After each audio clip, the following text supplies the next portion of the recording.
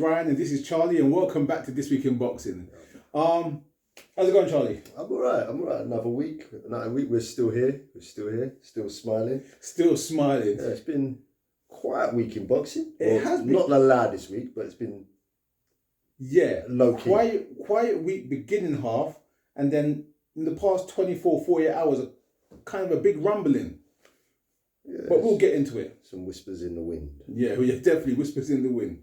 We'll get into it. Let's start off with this week's fights. And I'm going to mention one fight. We're going to go with Harlem Eubank on Friday versus Timo. I can't remember the guy's name now, top of my head. Tough dude. Yeah, Schweizer. I forgot. Yeah, but yeah, we know what you're talking about. Yeah. I've seen Harlem Eubank fight before and thought he was talented, thought he was good. A few weeks ago, he's come out with his uncle, Chris Sr., and talked about making a showcase type performance. I believe job well accomplished. Yeah, he surprised me. Yeah. Surprised me, I'm not going to lie. There was a lot of big talk before the fight. Talk about the Brighton homecoming. Mm-hmm. This guy had never been stopped.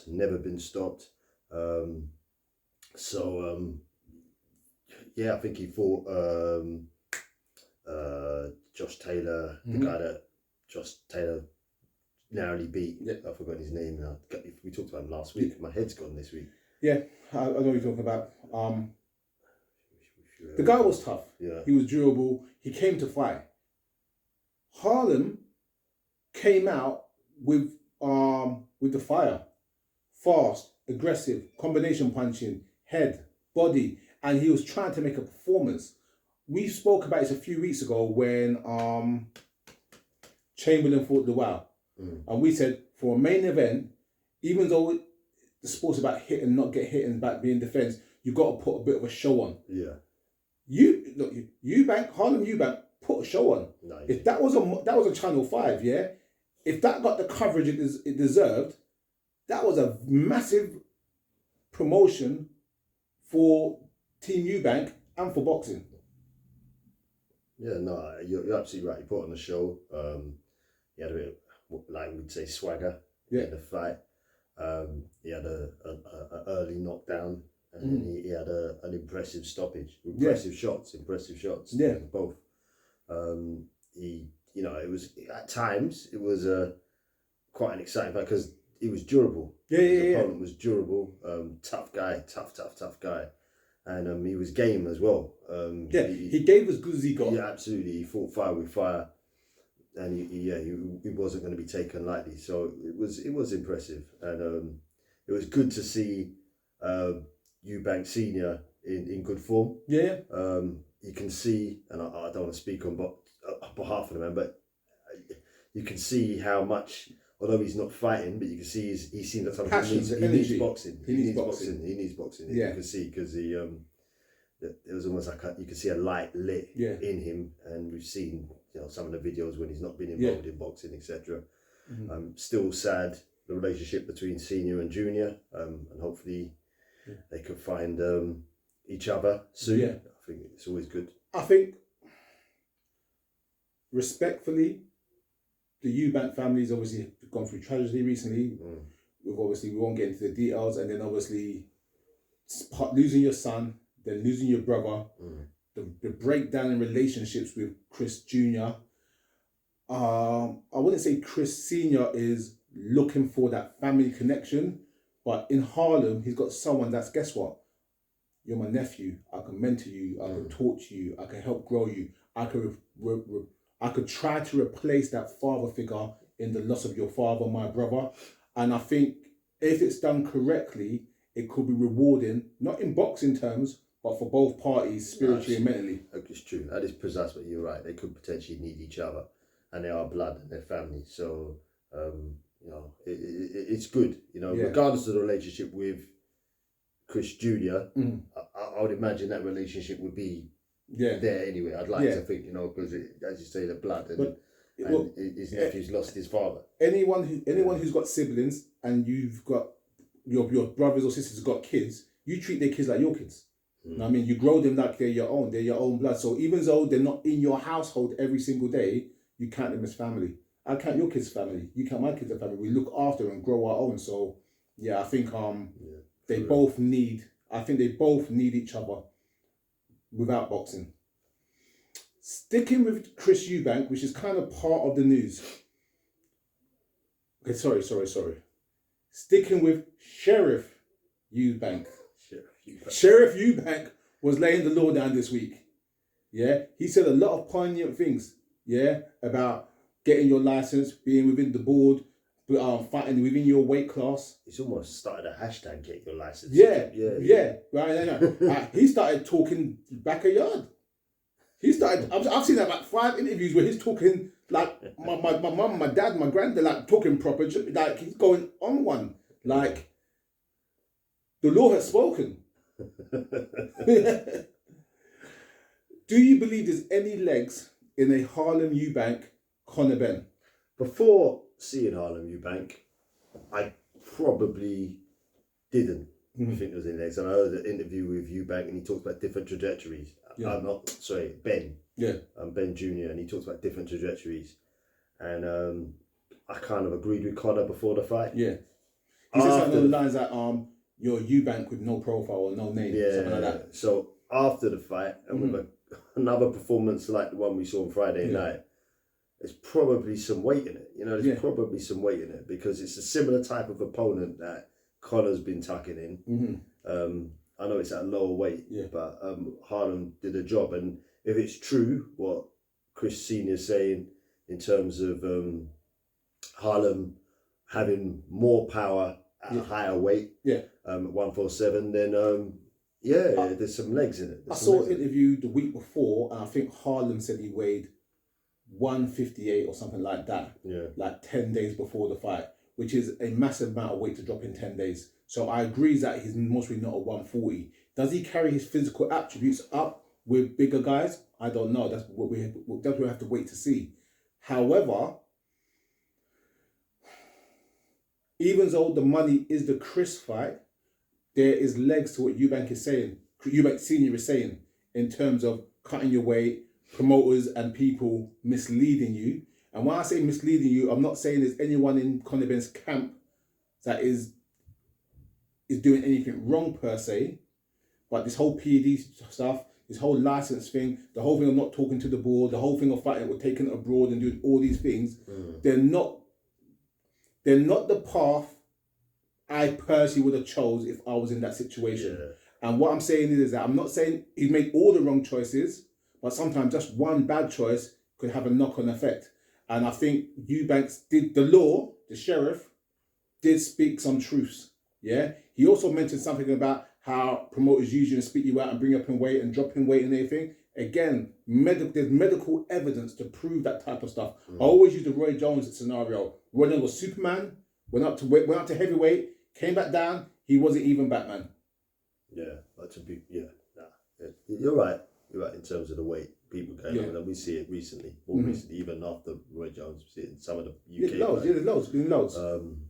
And I think other people, some of them maybe take a pinch of salt because there's a lot of back and forth. So Mr. Warren, who I've renamed, to be honest, this week. Yeah. I've renamed him. I've renamed him Thanos, aka Doctor Strange, because he's got the time stone. Frank Warren is every interview I see, he's got a timeline. He's got a timeline, and he'll tell you about a sequence of events, and it changes slightly depending on who's asking the question. So I'm going to call him Thanos. He keeps going back with those stones, keeps changing the narrative. But he did say something similar to what you were just saying about, you know, he's been out, but well, he did have that one fight. But if he toes the party line, the ban will probably cover the period he wasn't fighting for. He'd only have to wait a few more months. Then he'd have his British Border Control license and, you know, probably fight legitimately. You know, but you know, people say dust protests too much. You know, it's not great trying to fight under, whether it's Luxembourg or wherever they're talking about. It ain't great at all. And they talk about that his opponent, Chris Junior, could lose his license. I know again, this is just, I'm not an expert or legal expert on any of this, but They talk about he could lose his license if he has that fight as well. Yeah. It's just a mess. It's a mess, and both young men, young for us, shouldn't really, like you say, shouldn't let a promoter take them down that line. Yeah. I would say one more thing about Sheriff Eubank. As much as he said some good stuff this week, he was also a bit antagonistic this week as well. Did you hear the comment about Nigel kind of let you down, your dad kind of left you in the wilderness? Then he said something about, I'll be your father, I'll be your surrogate father, or something like that. Did you hear it? Nah. That's antagonizing, I'm trying to say. And I think for a young man, for Conor Benn, who does have a bit of a chip on his shoulder after this whole scenario, for rightly or for wrong, and for Nigel Benn, to say that and put that out there is going to cause conflict. Potentially. I think Conor handled it well. Well, I don't know about that, but Conor handled well the whole Eubank situation. They talked about the Harlem Ben, asking whether he'd fight Harlem Ben, and he talked about the relationship and said, well, you know, I still talk to my father. Yeah. So in a subtle way, he had his own. He did push back. I did hear that part. Yeah. He said, I still talk to my father. My relationship with my father's healthy. My father will be in my corner. So Conor's kind of indirectly taking, not indirectly. He's highlighting the bond between father and son, and that just because you've had problems with your son, don't start mixing up in other people's business type of thing. 100%. So I think there's a bit of back and forth, subtle back and forth. Yeah. But really, you know, we just want to see the fights. Yeah, just want to see the fights. So I think we respect both families. Both families have done a lot for us in boxing, and although we're here to discuss, debate, like, subscribe, all that good stuff. Yeah. You know, hopefully they keep it cordial because, as I said, we respect both families. Well, let's wrap this part up. But officially, well, not officially, unofficially, the date they're going for now is 3rd of February for Conor Benn versus Chris. Yeah, I heard that. Yeah. I heard that. With Billy Joe Saunders potentially on the undercard. Yeah. Billy Joe Saunders on the Eubank undercard, unbelievable. Mate, we filmed Head of the Table maybe 3 weeks ago now for that particular Eubank Ben card. By the time the fight comes on, video will be finished. All right then, let's move on. I don't really want to talk about this as a fight per se, but I do want to mention it. I deliberately avoided everything to do with James Toney versus Razor Ruddock last night. This man right next to me sent me something this morning which had a 17-second clip of it. And that was more enough. That was enough. Than I need to see. That was enough. Honestly and truly, all I can say is I hope they're both healthy. Yeah. And I hope they got paid well. Because other than that, I think it's a disgrace. After the second round, as you alluded to in the message you sent me this morning, they changed it from 3 minutes per round to 2 minutes per round. These guys are not fit or healthy to be in a boxing ring. Imagine you start a fight. Everyone watches the first round and says, these guys are only going to do 2 minutes, they're blowing already. Imagine, right? You start a fight, like you said, even serious. You start a fight, the first round, you do 3 rounds, and then everyone goes, nah, scrap that. They're doing 2 minute rounds like the women because this ain't good enough. No disrespect to the women. Honestly. The reason why I mention it only is if you ever want proof that you need a governing body universally around the world for boxing, some sort of rules, regulation, medicals, health checks, and all sorts of things to make fighting safe, go watch that 17 seconds. No, but that's all you need, 17 seconds. There was a crowd, though. There was a crowd. There's people interested. Listen, I'm not saying... Red Right's from Jamaica. It was in Jamaica. Yeah, they mostly banking on his name. But I'm just saying that if 17 seconds is all you need to prove something, that you need a governing body worldwide, that's all you need. No, they weren't even like... You know, I don't know, like you when you had like Tyson and Roy Jones, at least they were in some sort of shape. This was like, no. You know, Ray James is one of my favorite fighters of all time. James can't even speak or no more. Yeah, right. What the hell? And they were taking clean shots. Yeah. And the thing is, like people say, your power doesn't necessarily go. Not taking clean shots. They couldn't even lift his arms up to protect himself. Like, nah. Terrible. All right, then let's go to the news. Let's start with the big news. And it's not the news, it's the rumour mill. There was another fight though yesterday. Well, the next gen card. Not on the zone. Yeah, the next gen card, yeah. Is that what it was? Yeah, the next gen I'm going to card. call that dead zone, right? Because, like, what is that?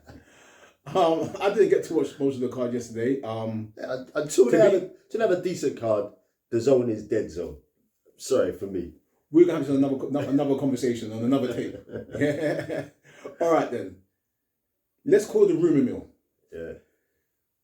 Midweek, I saw an interview, maybe Thursday or Friday, I saw an interview with Frank Warren saying that big plans for the 23rd of December, watch this space, keeping it quiet, and nothing really came much out of it. Then less than 24 hours. Lots of rumours. I heard Eddie Hearn saying, well, we've got something for AJ possibly in 24, possibly in Saudi. I was like, what the hell's going on? And then the past 24 hours, now I'm hearing Wilder's on the card, AJ's on the card, Daniel Dubois on the card, Hrgovic is on the card.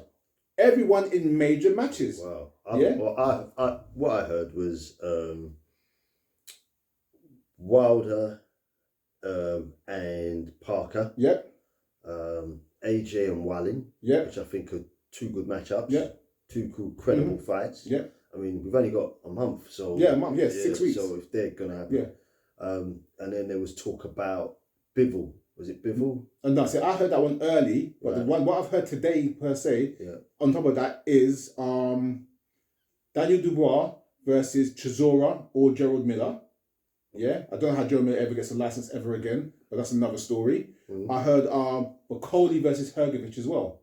That would be a good fight. Yeah, that's a good fight. Right now, I'm not sure about the other one, but yeah, Bacoli and Hrgovic is a good. I'm gonna name drop a video in there quickly. If you haven't seen our video, Head of the Table Promoter Wars, please watch that video. We mentioned that video that you need to have when you're negotiating fights, you negotiate your side of your file, you negotiate your side of the money, and you split the revenue down the middle.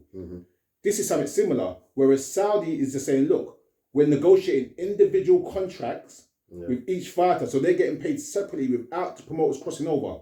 We know Frank and Eddie don't really get along. We know, obviously, our PBC don't really share with other fighters, yeah? But what they're doing is they're negotiating individual contracts with each party saying, you're going to fight on this date, and we're going to pay you X, Y, Z. Here's the opponent. Forget what he's getting. Forget what they're getting. You're getting this. Yeah, I agree. And there's the money involved, and also the show. Like, they seem... keep going on about this Fury and Garner event. Yeah. It's a decent event. Yeah, it was. And I think people probably want a piece of that now, so they want to get in there, and so I think it's almost too good to say no to. Normally, when Eddie says something, Frank will debunk it and go, no, Eddie's not the way he's talking about it. It's too much talking too much. And when Frank says something, Eddie goes exactly the same way. Eddie and Frank are both on the same page saying the 23rd of December. Frank basically made a guarantee in the interview saying, we've got it 23rd of December, watch this space, something's happening, the biggest thing ever. Then Eddie's alluding to exactly the same thing. We don't have a guarantee yet, but out of those 4 fights, I'm ready to watch either one of them. Yeah. They're all good fights. If we get 2 of the 4... I think Frank has more of a stake in it all, in it. The only fighter that Eddie, well, to be fair, Bivol is on Match a Minute, and AJ. Yeah. Then we're talking about, I don't know who Wallin's with. Joseph Parker's obviously close with Warren. So you'd have a piece of that one. Yeah. And some of the other fighters, Dubois or Warren. So it's only really AJ, and then let's talk about Bivol. That's Hearn. All right, so let's run through the fights quickly. You've always been a fan of Otto Wallin, yeah? Before even the Fury fight, you said Otto Wallin's a good fighter, yeah? We were talking, going through the rankings. What do you think of Wallin versus AJ? I think it's a good fight. It's a good fight. I'd favour AJ with the power, but it's a better yardstick to measure AJ against than a lot of what he's done recently. Yeah, it's a proper live fight, and it's I think it's a tricky fight. Wallin's been a bit inactive. He's had some small haul of big fights, but he's a problem. He's a clever fighter. Saw that in the Fury fight where he targeted some damage. Yeah. He had a few tricks as well in that fight. and he's dealt with credible opponents since. Yeah. Probably more credible than AJ's recent. Yeah. So that's a live fight, proper good yeah, fight. it is a live fight. I like the fight a lot. AJ gets a lot of AJ has been getting a lot of slack since the Usyk fights, yeah. And I think some people, not us real boxing fans, like the casual fans, forget the standard Usyk's at. And AJ gets a lot of discredit for obviously the Franklin fight and the Nordic Nightmare, Hellenius fight, yeah. But what I keep telling people, you've got to remember, there's two people in a fight. The other guys got to engage and fight at the same time as well. If they don't engage, it's hard to give them lasting. But what I'm trying to say, AJ gets the brunt of it, but really, there's two guys in the ring. Listen, Wallin is not going to sit back and wait for AJ. It's their promoters that make it a problem for me, right? Because it's like Hellenius and Wallin ain't going to sit back. No, he's not going to sit back. I'm going off on a tangent slightly here, but when we talk about getting stick, it's because the promoters create the problem. So we've got now Eddie Hearn talking about Fury's resume. Yeah. Saying, oh, well, he fought Dylan White and Dylan White ain't any good. Now Dylan White ain't any good. Yeah. He wanted Dylan White to fight AJ. Yeah. Yeah. So they don't help you. And I'm not saying that whether they're wrong or right. I said, yeah, they just contradict themselves. So do what I say, do what I do. Whatever that phrase is up there. We understand when you've had two fights with Usyk and Usyk, whatever we may say about his size, the only thing that beats him at heavyweight, or the only debate about Usyk at heavyweight, is his size and his ability to take a pure heavyweight's punch, and that's what people are saying. Yeah. In terms of Usyk as a boxer, and his heart and his ability to dig deep, there's no question. So he's a credible opponent. Andy Ruiz, I know it's a while ago, but that probably has tarnished AJ more than the other fights. Yeah. I've said this loads of times here. I do not understand this argument, this story that Usyk is small. I seriously do not get it. He's small. No. People want to discredit and say AJ lost to a smaller man. Yes, he lost to a guy who was a cruiserweight, but at Usyk's size, that is bigger than every heavyweight from the golden era and bigger than most heavyweights from the 90s. I think it's a mixture of all of them. I'm not saying he's small. He fought at super heavyweight in the Olympics. You know what I mean? So he's a heavyweight. Yeah. I agree with you. Yeah. But what we're saying is he boxed at cruiserweight as a professional. Then he's got to it and they talk about his sparring stories about Bacolli, whether he did or he didn't. Or, then you watch the AJ fight. There's points in that fight when AJ, of course, I agree. I hit him, and even he said afterwards, he said he needed a break after because AJ was hurting him. And he took his foot off the pedal where he probably should have gone in for the kill. Let's not get this. Let's not get this wrong. I'm a boxing fan first, not an AJ fan. Yeah. I like AJ. I like watching his fights, but I'm not on AJ's side or Usyk's side or anyone's side. I'm on boxing side. Yeah. The point I was making is that AJ takes the blunt for or the faults in those fights when there's two fighters in the ring. Okay. And that's the point I'm making. Yeah. And I'm saying that Otto Wallin is not going to give AJ an opportunity to sit back, or he's got another guy that's going to want to fight and cause a problem. I think they've got history as well. From the history, I don't know if it was in sparring or what it was, amateurs. I think AJ got the better of Wallin. So I think they have got some history as well. So it'll be a good fight. Let's move down that line. Wilder versus Parker.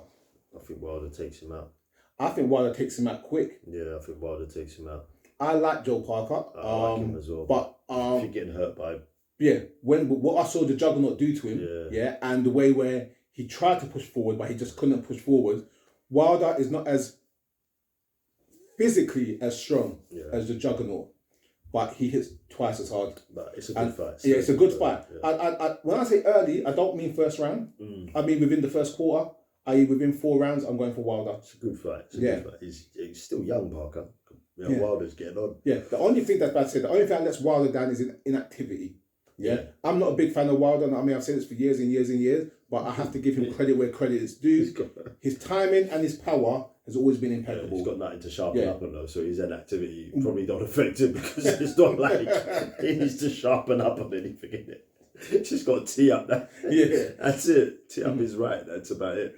Then moving down the line, we've got Bacolli versus Hrgovic. I like Bacolli. That is a tricky fight to call. Yeah, I like Bacolli. Yeah. It's a live fight. I didn't like Bacolli's weight last time, 300 pounds. But he's still... he's still quick. Yeah, he's still I definitely like that fight at all. I like that fight at all. It's a fight that, as of now, I cannot give a pick for a winner. They're both at. Yeah. I think Hergovic is probably carrying more prestige, more credibility at the moment. Yeah. And he's it's a fight. You'd think, why would you take? He's a mandatory. The money Saudis been paying. Why would you take they'll it? take it. And I think, just going off a tangent right now, to put all those fighters on one card means Saudis got a plan for those guys moving forward. Actually. Yeah, so you take the risk and I'll take this fight because it puts me in that position with those guys. He's in a mandatory position. All he's got to do is wait for this fight and then he's there, And if Bacoli takes him out, could set him back. But good luck to him. I mean, it's good for us. Yeah. Rather than these people sitting there doing nothing, it's good. The funny fight on the card, Dubois versus Chisora. That's what you said, though. I haven't heard that one, though. Yeah, I heard that one. Or Jerome Miller. Honestly and truly, I think Jerome Miller Jerome Miller shouldn't be fighting, but I think Jerome Miller takes out Why should he Dubois. not be fighting?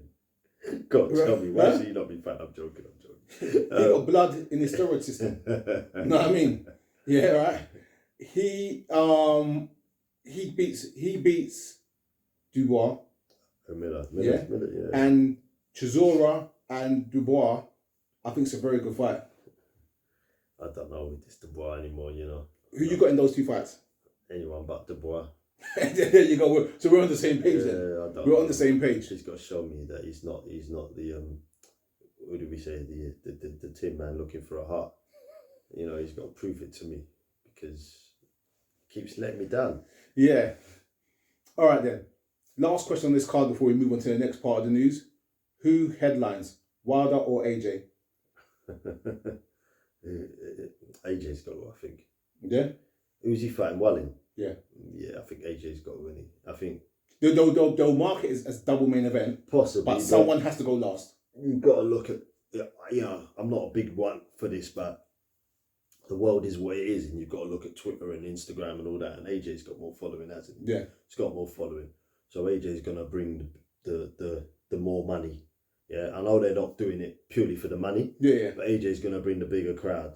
That doesn't mean Wilder hasn't got a following, but AJ's got a bigger following. There's no doubt about it. Yeah. So, on any card, if he's fighting, and considering none of them have got any belts to scratch, yeah, so he's got to be the one. Yeah. If you had be interesting. I know it's different weight, but if you had someone like Bivol fighting for a belt or putting his belts on the line, would you say that he would, or still no? Heavyweights take? No, heavyweight. Okay. All right. And again, as much as boxing fans, we like Bivol and respect Bivol. I don't think Bivol's the biggest draw. Without having a strong a strong B side. I agree. But I'm just about because there's no belts here. Yeah. I get there's no belts. Yeah. So the name 100%. But if you got a world championship fight on an undercard of a non-title fight, it's that's what I was thinking. All right then, let's move forward. The IBF this week have stripped Terence Crawford of his title. Yeah. Reason being,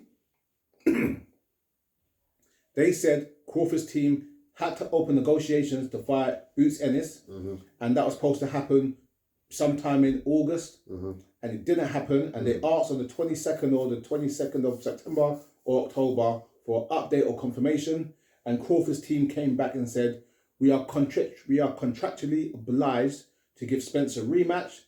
The rematch has been activated by Spence. We have no choice but to move forward with this fight. So now they stripped him. Yeah, makes sense. I understand. Makes sense. I understand. Yeah. But this is the problem with the IBF. Yeah, and once it's a problem with the IBF, I believe the IBF...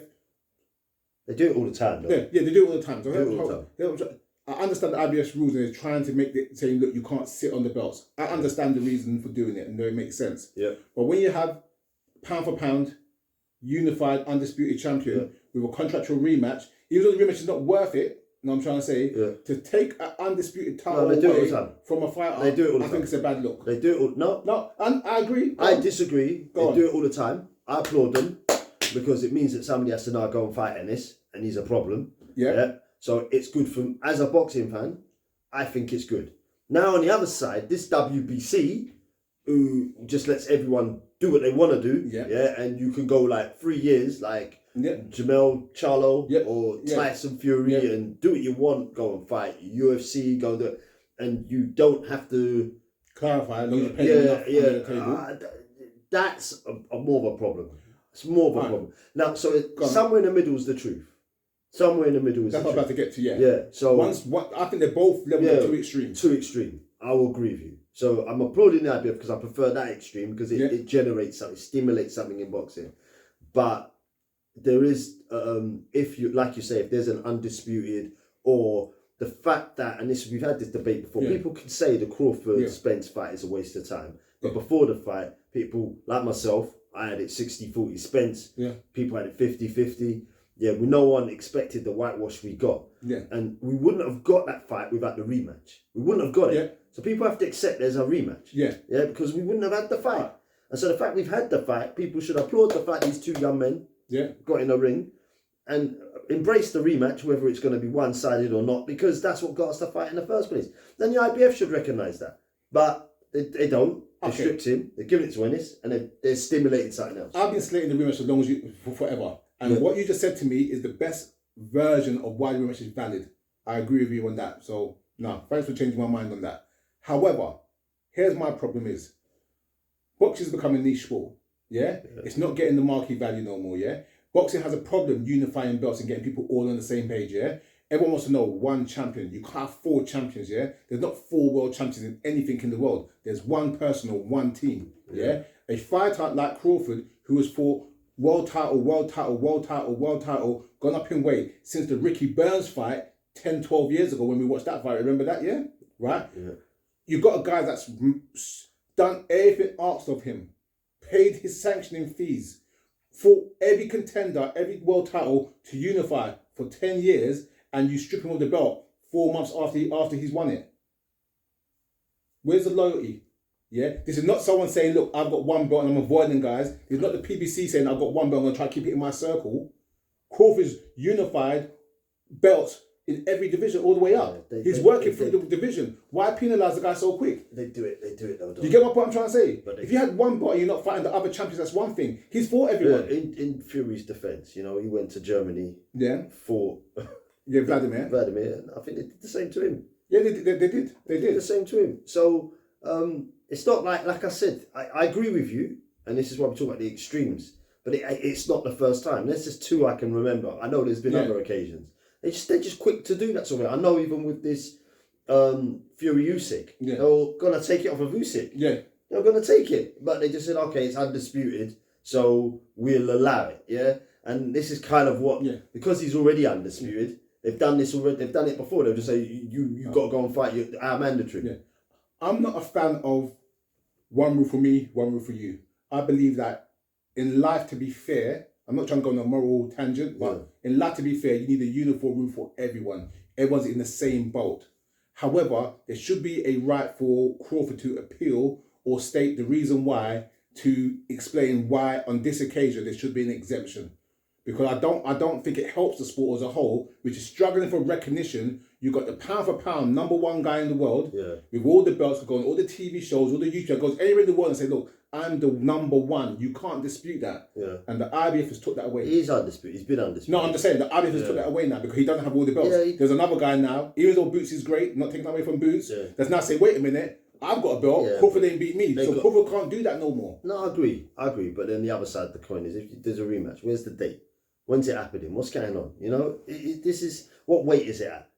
There's some questions there that need to be answered. So, I agree, but those are promoter issues, not fighter issues. No, I agree, but then the IBF don't care. They're just saying, look, like you said, they didn't say we took it because we don't accept what you're doing. We're saying you haven't answered. So they're saying we want to hear from you. What's going on? And he can't give him. He may not. And I'm just playing devil's advocate. Have given him a satisfactory answer. That could be part of the problem. All right then. Let's move forward. Because we're not going to agree on this one. That's what we're here for. All right then, let's move forward. As we all alluded to, as we spoke about previously, HBO is no longer in boxing. Showtime's no longer in boxing.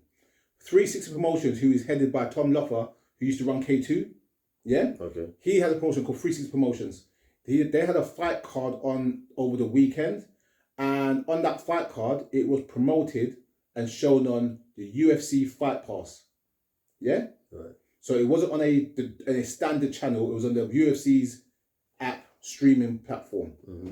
This morning, Dana White done a interview for the UFC card last night, and he said verbatim that he's going to use the UFC Fight Pass platform as a way to be a network in terms of boxing. He said, Showtime's no longer in boxing. We've got an avenue here. You could use blah, blah, blah. He's actually using the UFC platform to have boxing fights on, which in theory puts Dana White in control of the TV network situation. What do you think? What happened? What happened? You already got an established person, Tom Lofter, who's one of the most established people in boxing, full stop, working with them and having these fights on the card. I don't think it's a bad choice. Who's going to go? I have no idea. I don't think it's a bad choice, but it's a way for the UFC to generate money, but also a way for Dana White to put his toes in boxing. Yeah, but who's going to go with him? He's got to start small. He ain't going to be like someone like PBC ain't going to go with him. No, I don't think it's there yet, but they've got a big platform with all these subscribers that are fight fans, which is a fight-based audience. Yeah, because K2 is probably about right. That's probably going to be... Yeah. Yeah. Remember this, Dana White, before the MMA, was a boxing trainer and was into boxing and came into and it's part of the sport. What I'm trying to say, he's always talked about jumping into boxing. I think this is significant in terms of there's less platforms out there. I agree with you, but I think it's the personality. I think his personality, and he does rub a few people in boxing up the wrong way. Mm. And I just don't think to give him that amount of power too quickly. I don't think it will happen. I just don't think it will happen. I might be wrong. I just can't see it happening. There's too many egos out there, and he's an ego himself. So I can't see them. I say them, anyone really going in big time. He might start small. Yeah. Start small and then creep up, and he's got enough of a presence, and he knows how to promote stuff and make his way up. But I can't see anyone big going with him initially. I can't see it because I think there's the egos. Yeah, I don't know. And then he'll start saying, "I want to mix UFC cards with boxing." And I don't think he'll go that far because the UFC is now. Oh, remember the UFC? They sold it to Endeavor. So the UFC, even though he's the president, he's no longer the be all end all in terms of that company. But how about broadcasting and so forth? But I don't know. Again, I couldn't tell you. I couldn't tell you. But by putting a boxing card with a significant name and entity, even though it wasn't a big card per se, it is significant that something has happened, especially with Showtime jumping out. Mm. It leaves a massive hole in the market. But we know what it was like when domestic TV left the UK market. Yeah. So we know what it's like. America does not have anything now on the streaming platforms. So by putting yourself in there with other streaming platforms puts you, in theory, it may even elevate, if it's only a fraction, that platform say, look, there's another avenue there. See, something. Yeah, there needs to be some sort of resolution. That you're right, but let's see. Yeah. Mate, I might be wrong. I just can't see it. You're right. There's a void. Something has to go in. Yeah, this has to fit somewhere. Boxing in the US has to go somewhere. Yeah. But like we talked about, Amazon and other, they're bigger. I think they're even. I'd say they're a bigger platform. They're a much bigger platform. But like I said, what we spoke about last week is that the Amazon platform, the Netflix platform, is not a combat sports platform. People buy it for the variety. Yeah, by having it on the Fight Pass, you're already targeting an audience. I agree. Which is the fight audience. You're narrowing it down as well. Yeah. So if you have it on one of those others, like you said, Amazon or Netflix, you got wider. If they got it with a football or something else, you get more casual. Okay, so let me give you a quick example, personal example. Mm-hmm. You're not a massive MMA fan, no. But you watch MMA at my house all the time. I watch a bit of it. But there you go. Yeah. So if they had a boxing card on and it was always on the Fight Pass thing, blah, blah, blah, it kind of works in for a guy that doesn't watch MMA. You watch MMA now. No, I agree. But the boxing fans are the pure boxing fans. Core nucleus. Yeah. The big crossover stars pulling the casuals. Yeah. So when we talk about followings on Instagram and Twitter, we're pulling in the casuals. And in order to do that, you need to be on not a fight exclusive platform. You need to be on a platform, like you say, don't get me wrong, if you watch UFC, you might get to a box, but that's a fighting man's channel. Yeah? You're talking about generating new audience. Yeah. So you're saying the UFC platform only caters to that one. Yeah. It's not going to generate nothing new. You're already part of the buying public. Yeah. By going to one of the other platforms, you could potentially grow 100%. You could put a movie on and then say this fight is happening, or another sport and say this fight is happening, like we see on TNT and we see on Sky. You know, I think that in the UK and I think that in the US, when you're in the US, you see that with their sports channels or their terrestrial channels, they will advertise sport, even if it's on one of their subscription channels, say ESPN. There'll be an ESPN, I don't know, athletics card, and then they'll say, oh, this fight is on ESPN Plus or whatever it is that you go to. So I think you've got to have that to develop a fighter. You know, an established star like a Canelo, whatever, it doesn't matter what he fights on. People will follow him. But without an established, if you're not an established star, you need a platform. All right then. Yeah.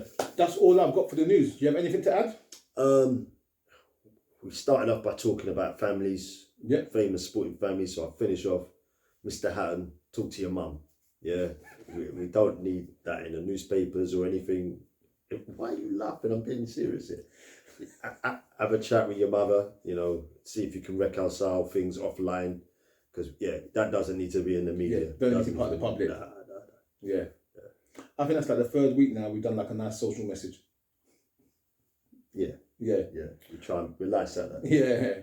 All right then, everyone. Thank you for watching. Please share, like, and subscribe. We appreciate the few people that watch the show. It's an honor to put the show on for you guys. So please share, like, and subscribe. Absolutely. Echo what you said. Yeah. All right then. Everyone have a good week. We'll catch you in the next one.